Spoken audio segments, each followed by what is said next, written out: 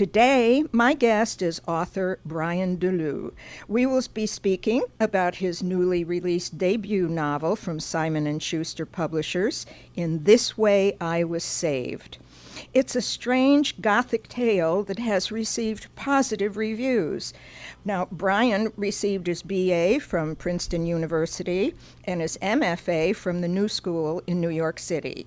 He's also an editor at Tin House Magazine, a literary journal, and a contributor to the website thisrecording.com. He lives in New York City, where he was born and raised. I'm happy to welcome Brian Deleew. Brian, thanks for spending part of your Saturday with me. Thanks for having me. It's great to have you here. Well, let's get right into it. Brian, your book is about a relationship between a boy named Luke, who is 6 when the story begins, and Daniel, in the beginning, a really undefined, strange character who is also the narrator. Reviewers have described the work as, and I quote, a tale of psychological warfare as a way of life, exploration of the dark side of self, a being who assumes the persona and desires of a boy's repressed self. But tell my listeners how you describe the story. Well, all of those are pretty close. I didn't want Daniel to be too obvious, as his relationship to Luke is sort of the mystery that drives the whole plot. And at first, as you said, he appears as an imaginary friend, and then that sort of definition is played with throughout the whole novel, and it's never entirely clear until the very end whether he is an aspect of Luke's imagination, a manifestation of mental illness, or something supernatural. I tried to keep all of those in play and give evidence for all of them. So the fact that different people responded differently to it, with all those things that you just read, that was sort of intentional. I wanted there to be a few different interpretations of their relationship. The end reveals some of it, but it's still fairly ambiguous, I'd like to think. It's like going to an art museum and seeing an abstract painting, and everyone has a different interpretation of it. It's sort of like that. I mean, I didn't want it to be totally obtuse. I wanted there to be some good evidence for all sorts of different interpretations. But I didn't want it to be too cut and dry either, because I wanted that mystery to drive people through the book, to find out what exactly this character, this narrator is. Well, basically, you've answered part of my next question, and that is that the narrator, Daniel, is a puzzle to the reader. Yeah. And through it, you ask yourself, who or what is he? And without giving too much away, I'd like to see if you can elaborate a little more upon that. How do you see the character, and the way you see the character, was it established right from the very beginning you started writing this book? Well, when I first wrote, it was actually a short story first, and the idea for the short story was to write a story from the point of view of an imaginary friend whose creator, this child, doesn't need him anymore as he grows up. And it was going to originally be a very sad, sort of wistful story as this imaginary friend fades away, and he sort of feels cast aside, and he sort of withers. That was the original short story. It wasn't really working. I thought it would be much more interesting if the imaginary friend fought back, and if he became proactive and tried to survive by any means possible, which includes doing some fairly horrific things. And so it went from there. And I've always been interested in children are encouraged to have extremely active imaginations, but at a certain point, it's looked down upon, it's frowned upon to be too involved in your imaginative life. And certainly as you get older, that sort of shades into certain forms of mental illness.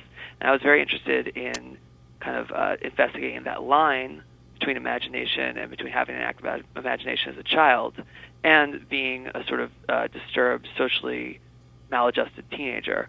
So as Luke gets older, Daniel, who's narrating the story, his changes reflect Luke's changes as he grows up, and he moves from being an imaginary friend to being something else, something possibly part of Luke's mind. And then there's evidence in there that he's totally external to Luke and is perhaps something supernatural. Now, did you publish this short story, or was this a short story that you just wanted to write and sat down and started writing it and it developed from there? I wrote it in grad school in my MFA program. Oh, great. I never tried to publish it.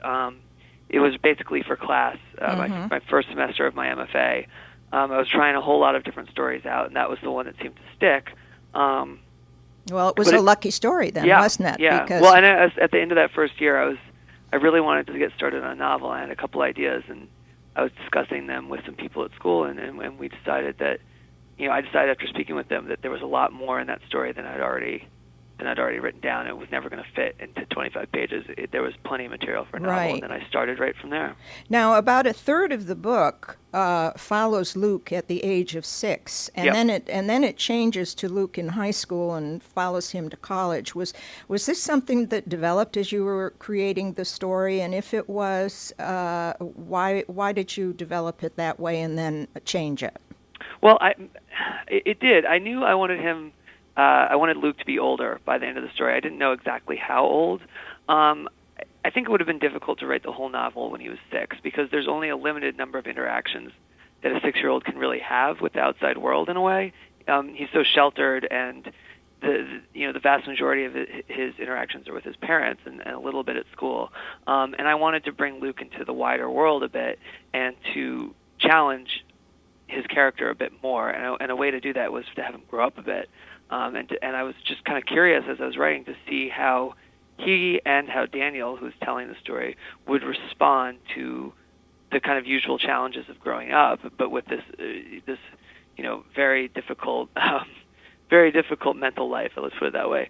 How that would respond to something larger than him, something larger than his family unit, which is what the first third of the story is really about.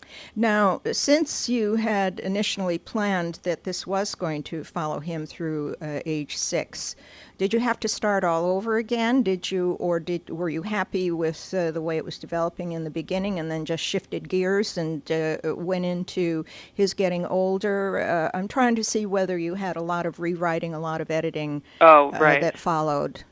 I wrote the first draft extremely quickly, and in the first draft there was already the idea that he was going to be older. First draft was much longer.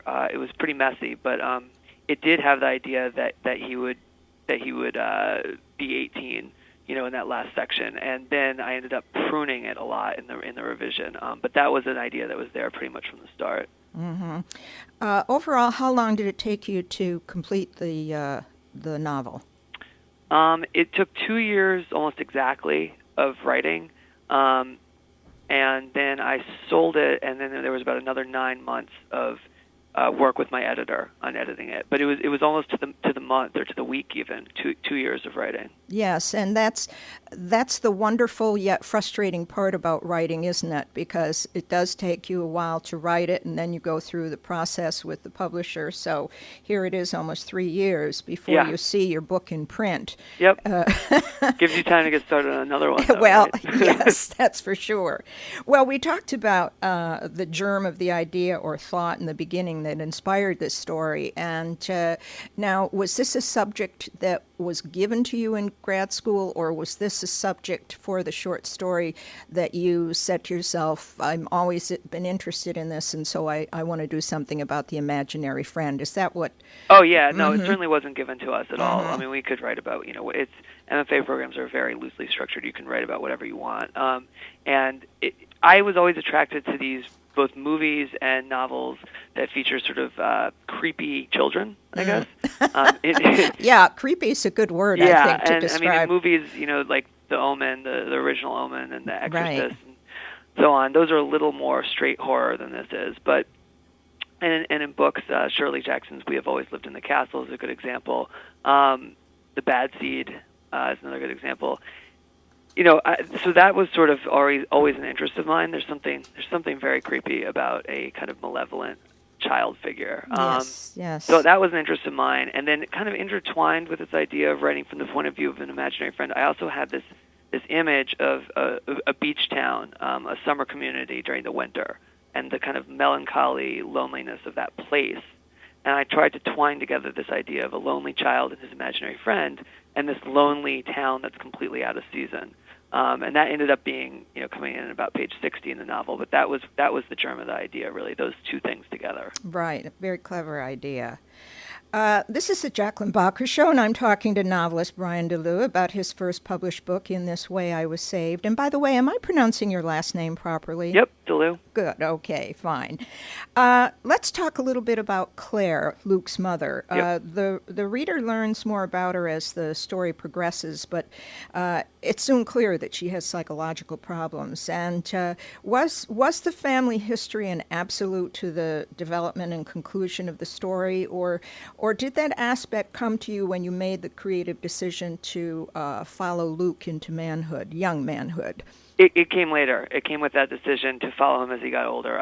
I didn't have a clear idea of what Claire's background was when I started, but I realized I needed another level, another layer to the story, and I had this idea about her mother, Luke's grandmother, and this sort of sense that's never fully explicated, but this sense that there's been a mental illness passed down through that family for a long, long time.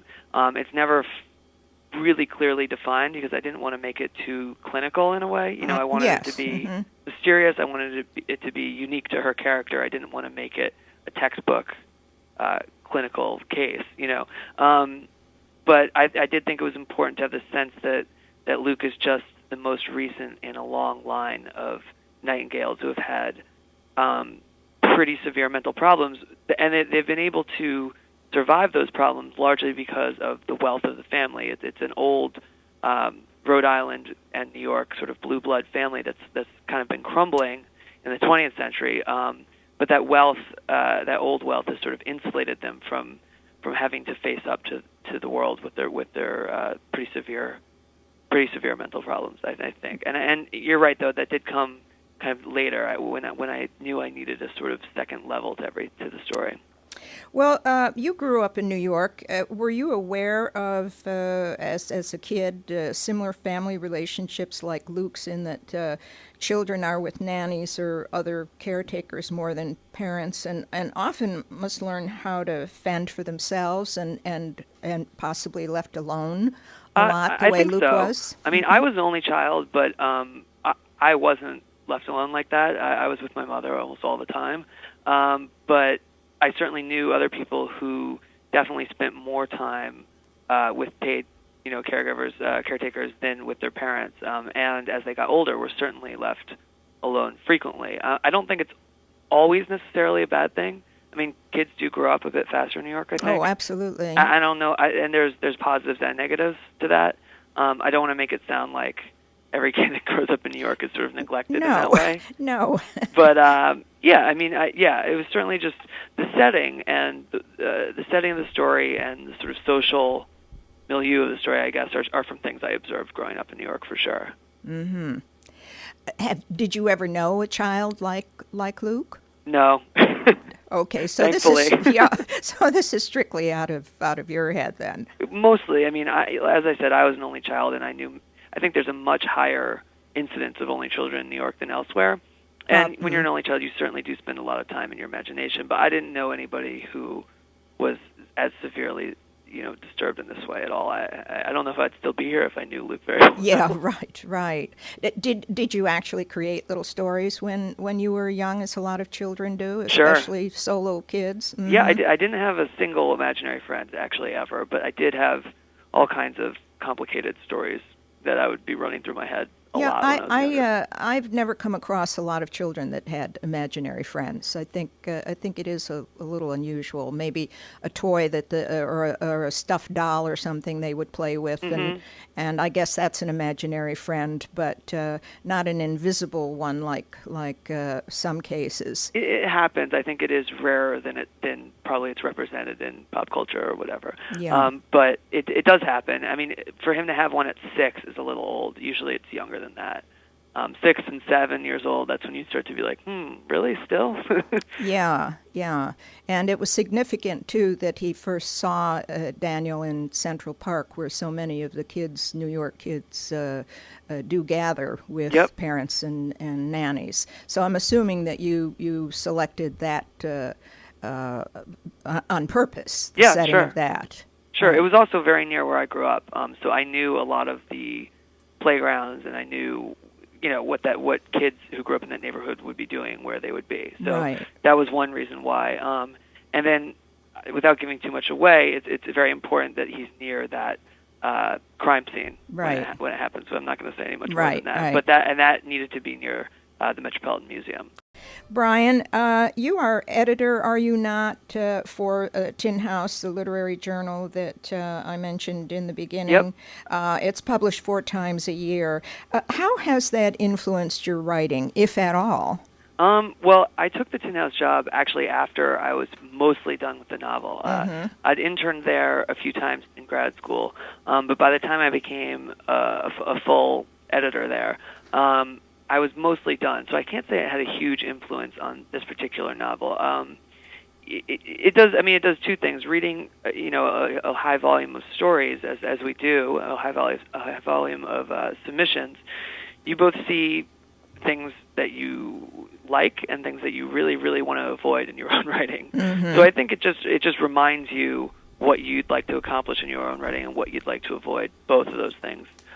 You see what other people are doing, you see what your contemporaries are doing, perhaps to a greater degree than if you were simply reading what actually just gets through into the magazines. And I think it gives you a good sort of barometer to measure yourself against. But in terms of an actual influence on this particular novel, I'd say the job came a little late for that. Do you think it'll influence your future writings through those things that you just mentioned? Possibly, probably in a pretty subtle or abstract way. I don't, they're pretty different parts of my brain, the editing and writing parts. Yes, but you do absorb everything you read, and I think that consciously or subconsciously, you are reacting to it in a positive or negative way, and that can come out in your own writing. You could be writing away from stuff you've been reading, you could be writing towards it. But I think it would be a sort of unconscious process, if anything. Right. Well, let's get back to your novel. In an interview, you mentioned 2 things that are instrumental in maintaining the character of Daniel. First is in creating the ambiguity of who he is, real or imaginative, and second, to make him believable within actions involving other characters by creating double meanings. Can you elaborate on those 2 points for my listeners? Sure. I guess, the second thing is that, the second point that you made, he's not seen by anybody except for Luke. He is entirely 100% real to Luke and to himself, but to nobody else. And since I'm writing the novel from his point of view, he's present in every scene, he's involved in every scene, and the scenes need to work as if they were through his eyes, in which he's a participant in the scene, and as if they were through the eyes of anybody who is seeing the scene from the outside, in which he's not there at all. So every scene needs to be able to be challenged by both those viewpoints and to work for both of them. And so that created that was sort of one of the trickiest things when I was writing the book, was to make sure that there was a private meaning for Luke and Daniel to a scene, and then a public meaning if anybody else was involved in the scene. And that public meaning, Daniel wouldn't be there at all. So I think that's kind of getting at what you're saying at the second point. And the other thing is that I wanted Daniel to have a very distinct personality, distinct from Luke. I mean, he is the one telling the story. Everything is through his voice. Whether he's part of Luke or not, his personality needs to be distinct from Luke's. And I think, in the end, he actually ends up having a much stronger personality than Luke's. And whether that's a function of because we're getting the story from him and because he has a vested interest in making himself look stronger than Luke, or whether it's just that I like the character more. I don't know. It could be either one of those. Well, he basically is the prime character, yes. I think. Yeah. Well, now by creating the double meaning, as you get into the book more, did this let the mother, Claire, off the hook for her lack of awareness of her son's problems? In what way? What do you mean? Well, she was in her own world. Right. So if not for the double meaning and her thinking that this was just, still a little invisible friend, what did prevent her from really being more concerned about Luke? I was struck by that. I mean, her own problems, I guess. She's having enough problems holding herself together that she goes long periods of time neglecting Luke for sure, and it sort of vacillates back and forth between being almost too involved with him and almost smothering to being totally absent and totally almost unconscious of what he's doing. And it's a pendulum that sort of swings back and forth. Early on in the book, she indulges this idea that he has an imaginary friend. As we said before, 6 may be a little old for it, but it's not that abnormal. So she sort of plays along at first. But as he gets older, I mean, basically the reason that she is negligent sometimes is because of her own mental problems and her own difficulties in holding her life together. And yet, at the young age of 6, in the beginning, he has an awareness of. He may not understand what's going on with his mother, but the roles were reversed, and he seemed to become the caretaker of his mother. Briefly. Yeah, briefly, yes, when he was little. Right. He seems to gain strength sometimes when he has to take care of his mother. That sort of pulls things into focus for him in a way, and it gives him a purpose, I guess. He can become a caregiver in a way, and he can sort of take on her role almost, and it sort of focuses him. And then as soon as she is back to normal, that sense of purpose and focus disintegrates. Well, here again, I think listeners and readers are always interested in a writer's process. Mm-hmm. And again, was that writers will often talk about the story carried them along. Right.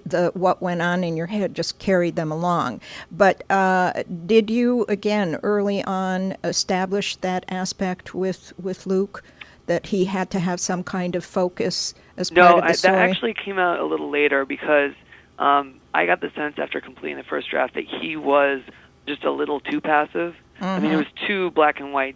Daniel's assertive, Daniel's confident, Luke is weak, Luke is passive.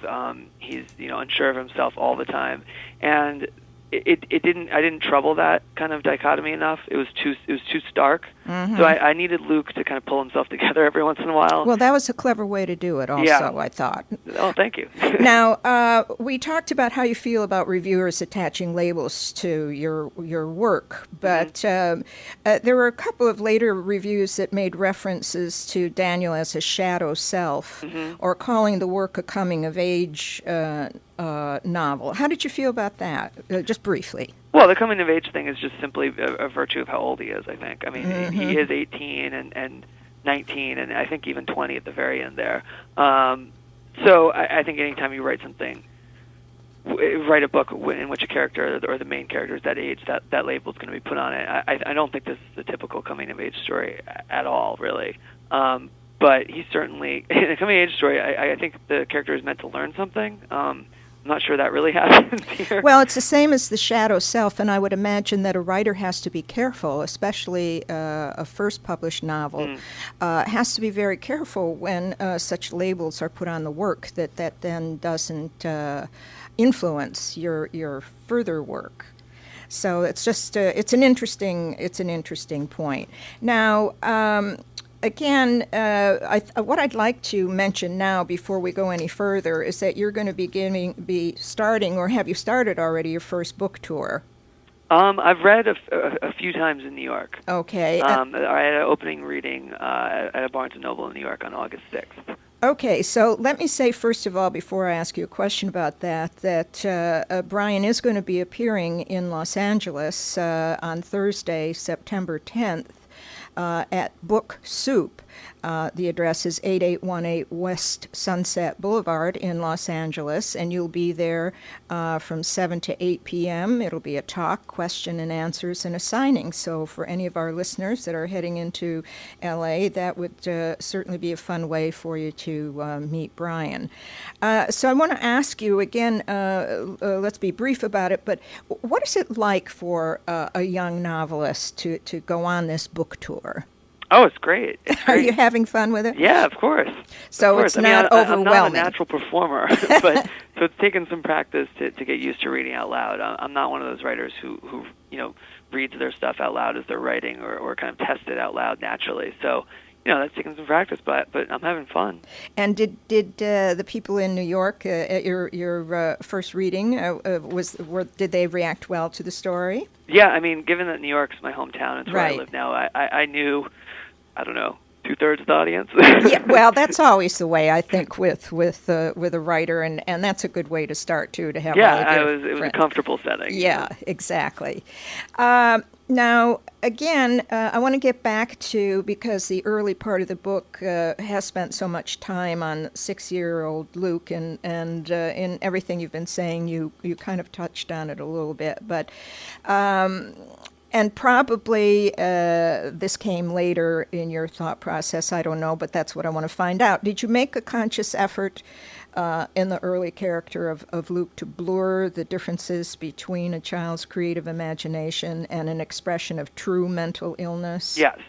I wanted it to be, I wanted it to be very fuzzy. Yes. And especially what I thought was interesting when I was writing is that it's hard to trust anything in the book in a sense, because it's a very blinkered, very tight first-person narration, and the person or the character or whatever you want to call it that's narrating the story has his own vested interests, has his own prejudices, and it's hard to know to trust what he's saying. So, in those early sections. Whose word are you going to take about whether Luke is acting the way a 6-year-old normally acts, maybe just a lonely, slightly sad 6-year-old, or is it really something much more serious? I mean, there's a lot of sort of competing versions of what's going on if you read between the lines of the narrative, and I had a lot of fun with that, actually. I'm sure you did. Now, again, without giving away anything, was the ending of the story forced by the character Luke or Daniel or both? And as you got into that second part of the book in developing the story, did you consider the ending an inevitable ending? Yeah, I knew what I was writing towards from the very start. When I started the book, I had the beginning and end in mind, and the middle was a big blank. But I had this ending that I was writing towards. I don't, like you said, I don't want to give it away too much, but it did have a feeling of inevitability to it for me. And the structure is circular in a way. I mean, there's a brief opening section when he's 20 years old, and then it goes back to when he's 6 and circles all the way around to that same night again. And I had that idea for that circular structure from the very start. It was just a question of how to get there. But again, was it forced by Luke or Daniel or both of them in your mind? It depends how you read the character of Daniel, Yeah. I guess. It depends what you think he is. That's probably the best way to answer that. Luke would tell you it was forced by Daniel. An impartial observer would say it was forced by Luke, probably. Yes, yeah. Well, that's why I wanted to ask you that question. Yeah. Because I've been wondering about it. Yeah, yeah.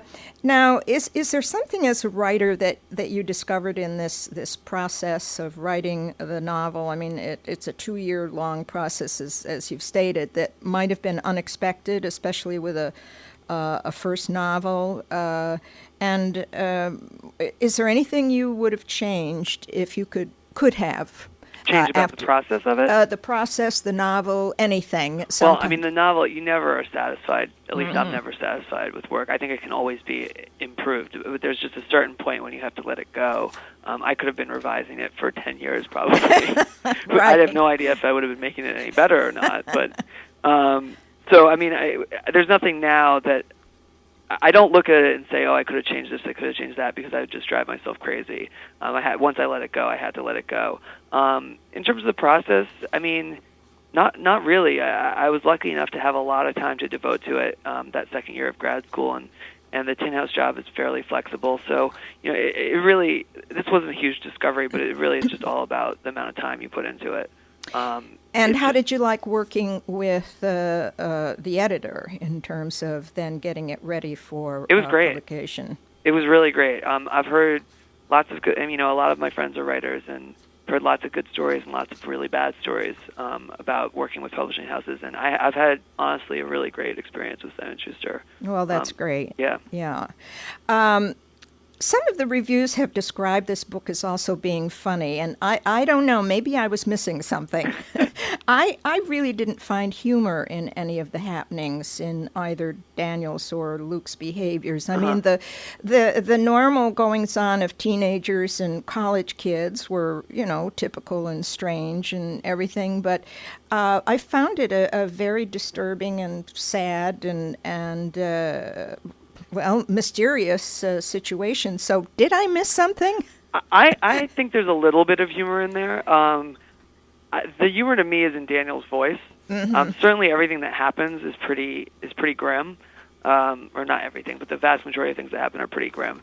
But Daniel's voice, to me, I had a bit of fun with him. I mean, he's just so misanthropic, so kind of grouchy in a way. Yeah, annoying. Well, that was it. I didn't find anything funny about it. I thought that he'd be a tough person to live with. Yeah, well, I have a soft spot for these sort of misanthropes who just nothing is good enough for them, and nobody is good enough, and they find fault in everything, and it's kind of a little bit of black humor for me, at least. I didn't necessarily think anybody else was going to find it funny, but okay, all right. Well, that's good to know. And so you are working on something else, and we'll look forward to it. And I hope you'll come back and see me, Brian. It's time to say goodbye to you, and I hope you will come back with your next novel. I also hope you enjoyed today's interview. I did. Yeah, it was great. Thank you. Well, that's terrific. Good luck, and I'll be talking to you sometime in the future. Okay, thanks for being here, Brian. Thank Bye. You.